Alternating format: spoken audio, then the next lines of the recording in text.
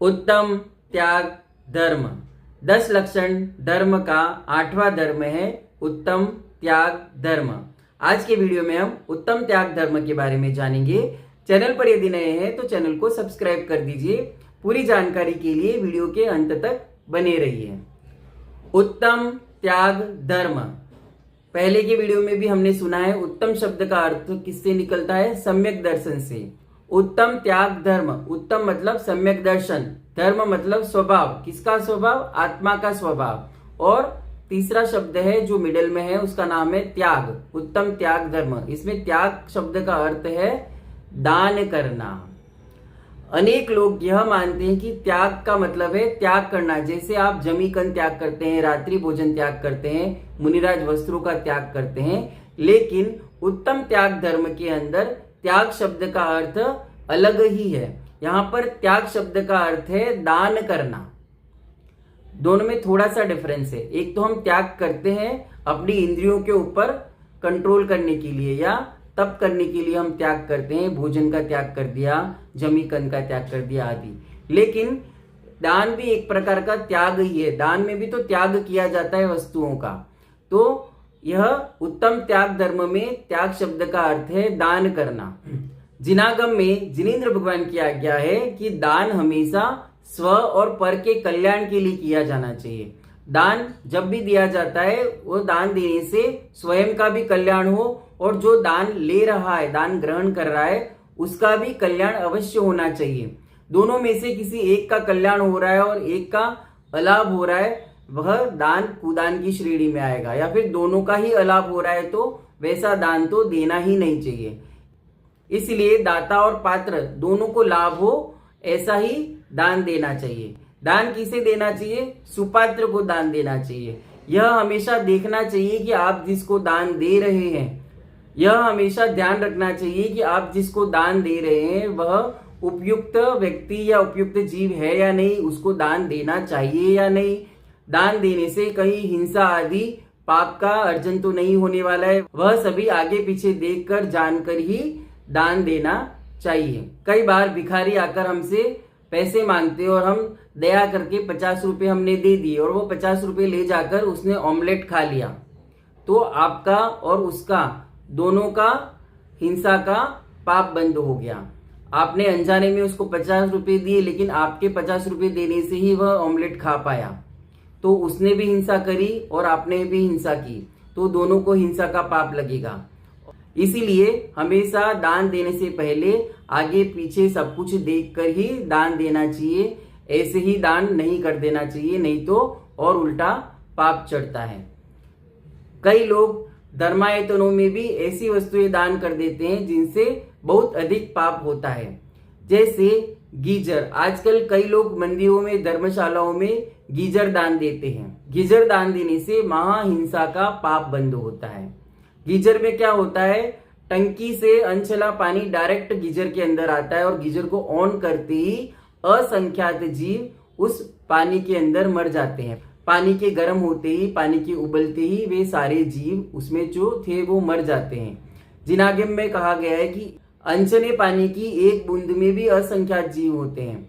तो वो 20-25 लीटर का जो गीजर होता है उसमें 20-25 लीटर पानी के अंदर कितने जीव होंगे? वे सभी जीव एक बटन दबाने से वे सारे के सारे जीव मर जाते हैं। उनकी हिंसा का पाप लगता है। और वह भी धर्मायतों के अंदर, मंदिर के अंदर शुद्धि के लिए, शुद्ध वस्त्र पहनने से पहले स्नान करने के लिए गीजर लगा दिया। अभी कैसा अभिषेक कर रहे हो, क्या कर रहे हो? आपने तो पहले ही इतने सारे जीवों को मार दिया, वो भी मंदिर में जाकर। उससे अच्छा था कि हम घर पे बैठ के ही माला गिन लेते। तो हमें यह ध्यान रखना चाहिए कि हमें कभी भी ऐसी वस्तु दान नहीं करनी चाहिए जिससे हिंसा हो। जैसे खेत आदि में भी अनेक प्रकार की हिंसा होती है, तो खेत आदि भी दान देने योग्य वस्तुएं नहीं है। दान 4 प्रकार के कहे गए हैं: आहार दान, औषध दान, अभय दान और ज्ञान दान। आहार दान क्या होता है? निर्दोष भोजन दान में देना। जैसे महाव्रतियों और व्रतियों को जो आहार दिया जाता है वह आहार दान कहलाता है। दूसरा है औषध दान। जो भी उत्तम पात्र हैं, जो भी दान ग्रहण करने योग्य पात्र हैं, उनको रोग आदि हो जाने पर, उनकी रोगग्रस्त हो जाने पर उनको निर्दोष औषधि का दान देना, यह औषध दान है। अभी यहाँ पर निर्दोष औषधि ही दान में देनी है। जैसे आयुर्वेदिक में अनेक प्रकार की निर्दोष अहिंसक औषधियां प्राप्त होती हैं, उन औषधियों को ले जाकर ही सुपात्र को दान देना चाहिए। जिन औषधियों से हिंसा होती हो, हिंसा करके जो औषधियां प्राप्त हुई है, जैसे एलोपैथी की दवाइयां, तो वैसी औषधियां हमें दान नहीं करनी चाहिए।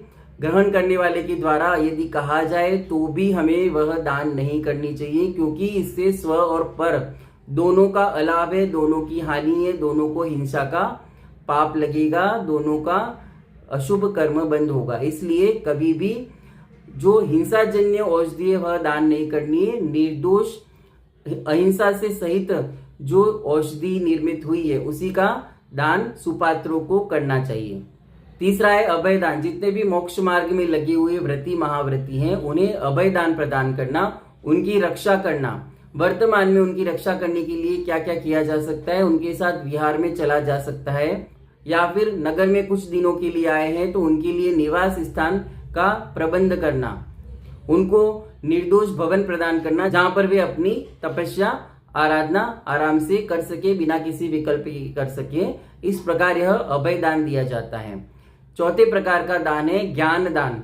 ज्ञान दान जो भी जिनवाणी में आया है, जो भी जिनेंद्र भगवान के द्वारा कहा गया है और जो भी जिनागम में लिखा गया है, उस ज्ञान को अन्य लोगों तक पहुंचाना, उसको ज्ञान दान कहते हैं। तो जिनवाणी का अधिक से अधिक प्रचार करना चाहिए, पाठशालाएं खुलवाने चाहिए, अधिक से अधिक प्रवचन हो, इस प्रकार के आयोजन करने चाहिए। जिनेंद्र भगवान की वाणी जन जन तक पहुंचे, इस प्रकार का प्रयास करना चाहिए। यह ज्ञान दान है। और इसके अलावा भी अनेक प्रकार के शास्त्र छपवाकर, धार्मिक पुस्तकें छपवाकर वितरित करना, यह भी ज्ञान दान के अंतर्गत आता है। इस प्रकार ये 4 प्रकार के दान कहे गए हैं। इन 4 प्रकार के दान को ही उत्तम त्याग धर्म कहते हैं। यह हमेशा ध्यान रखिए कि दान हमेशा सुपात्र को ही देना है। सुपात्र को देने से उसका भी लाभ होना चाहिए और हमें भी लाभ होना चाहिए। हमें किस प्रकार लाभ होगा? यदि साधु को हमने आहार दान दिया तो उनका शरीर चल पाएगा, उनके शरीर की सारी क्रियाएं चल पाएंगी और जिससे वे अधिक से अधिक कर्मों की निर्जरा कर पाएंगे और हमें उससे पुण्य का लाभ होगा। हमारा पुण्य बंद होगा कि हमने मोक्ष मार्ग में लगे हुए किसी जीव की हमने सहायता करी, उनका शरीर चलाने में उनकी हमने मदद करी। इस प्रकार आहार दान से हमें भी पुण्य का बंद होगा। यहाँ कुछ प्रश्न आ सकते हैं कि गीजर दान करने के लिए मना क्यों कहा जा रहा है? हम हमारे घर में भी तो गीजर चलाते हैं। तो यहाँ एक विशेष ध्यान देने योग्य बात है, ध्यान से सुनिएगा। गीजर में पानी गर्म करने से असंख्यात जीवों की हिंसा होती है, इसलिए यह घर में लगाने योग्य भी नहीं है। हमें घर में भी जल को छान कर उसको चूल्हे पे गर्म करके उसका प्रयोग किया जा सकता है। गीजर में तो हम पानी को छान ही नहीं सकते, वह टंकी से डायरेक्ट अनछना पानी गीजर में आता है और उसको डायरेक्ट गर्म करने से अनेक जीवों की हिंसा हो जाती है। इसके बाद भी यदि आपने अपने घर में गीजर लगाया ही है तो अपने घर में गीजर लगाना और मंदिर या धर्मशाला में गीजर लगाने में बहुत अंतर है, रात दिन का अंतर है।